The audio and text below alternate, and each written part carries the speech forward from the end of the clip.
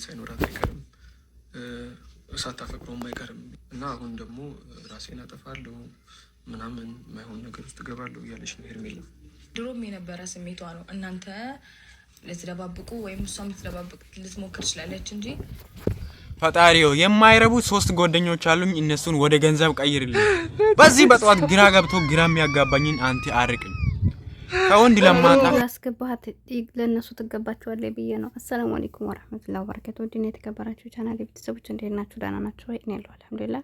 ለቻናል አዲስ ከሆናችሁ ላይክ፣ ሼር፣ ሰብስክራይብ ያደርጋችሁ አበረታቱኝ። ከጎን የሆናችሁ ለምታበረታቱኝ ውድ ሀገሬ ልጆች ከልብ አመሰግናለሁ። እና እንግዲህ አቤልና ብሩክ ናቸው አይደል የመጡ ዛሬ። እኔ በጣም የሚገርመኝ ነገር ማለት ነው እንደው የሰው ልጅ ወያቅ ወይ አውቆ በቃ ይሆናል አይደል ወይ ዝም አይሉ ብቻ የሆነ ግራ የሚያጋቧቸው ሰዎች አሉና በጣም ነው ግር የሚያለኝ እውነት ለመናገር። አሁን የህፃን ላይ ራሱ ያደርገዋል። በጣም ከባድ እኮ ነው እንዴ። አንደኛ እነሱ ማን ናቸው? በእነሱ ህይወት እንደዚህ በቃ ሲፈልጉ ውጡ፣ ሲፈልጉ ግቡ፣ ሲፈልጉ እንዴት ነው ሲፈልጉ እንዴ እነሱ ናቸው እንደሚያዙት። አብርሃምንማ በቃ መጫወቻ አድርገውታል። በቃ እውነት ምንም ግራ እየገባኝ ነው። ድራማ ባይሆን ኖሮ ተመልሶ አብርሽ እነሱ ጋር ይሆናል ብዬ አላስብም።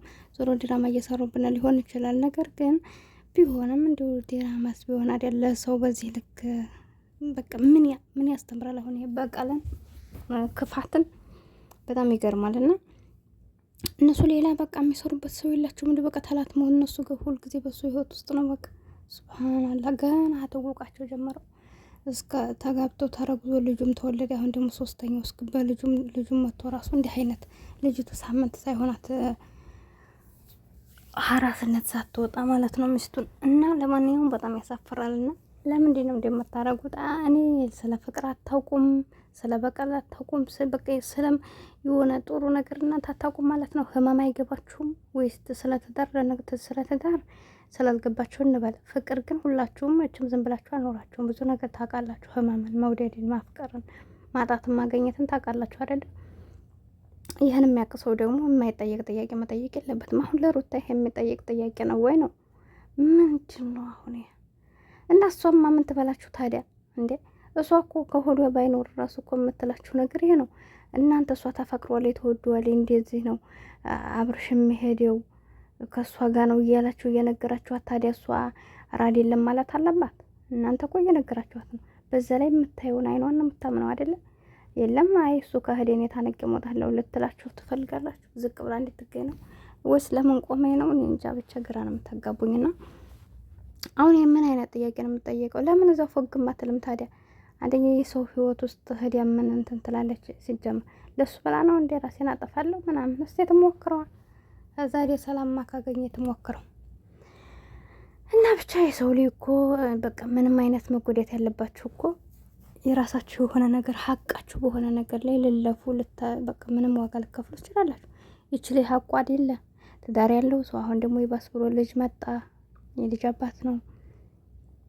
በዛ ላይ እንግዲህ ለሱ ይሄ ነው ብሎ አላላትም። ሚስቱን ስለሚወድነት መለየት ስለማይፈልግ ነው ሩታ ጋር ይሄድ የተንበረከከ ይቅርታ አድርጊልኝ የሚለው። ያው ካንቺ ከሱ አርቆ ባያሳያትም ማለት ነው። ስለዚህ እና ምን ሊሆን ብላ ነው እሷ ሄርሜላ እንደተባለ ዘላለም እኔ ብዙ ሰዎች ጋር ተገናኝተው ማይቻለሁኝ።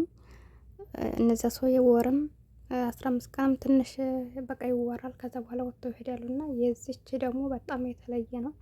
በቃ እድሜ ልኳን እነሱ ጋር ልታራጅ ነው በሉ እና ሩታ እኮ ለህም ማደንቃት እኮ እውነት በቃ ንግግሯ በጣም ነው ደስ የሚለኝ እና እውነቷን ነው። እኔም በሆነ ላይ እንግዲህ ወንድም እህት ብዬ እንደ ኖርማል ወንድም ብዬ የማስባቸው ብዙ ሰዎች አሉ አላይ በህይወቴ። ነገር ግን በእሷ ልክ አይደለሁም። ስለዚህ እኔም ግራ ገብቶኛል። ይሄ ነገር እንዳለባትና ፍቅር እንዳለባት እኔ ጠንቅቄ አውቃለሁ።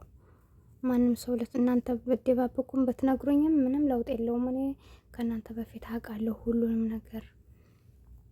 ለሱ ስሜት የሌለው ሰው የዚህን ያክል ዋጋ ሊከፍል አይችልም። እውነቷን ነው።